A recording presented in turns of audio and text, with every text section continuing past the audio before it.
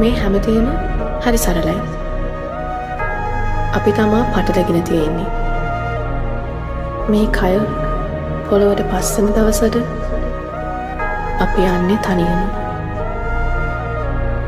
අපි ආදරය කරන හැමෝම දාලා තනියම. මේ විදිහට පේන්න, ඇහෙන්න, හිතන්න හම්බුන හිතින්. මැරෙන්න කලින් අපි ඉපදෙන්නේ ඇයි කියලා හිතලා බලන්න. නොදැන මේකෙන් කලින්ම යන්න බලන්නේ නැතුව.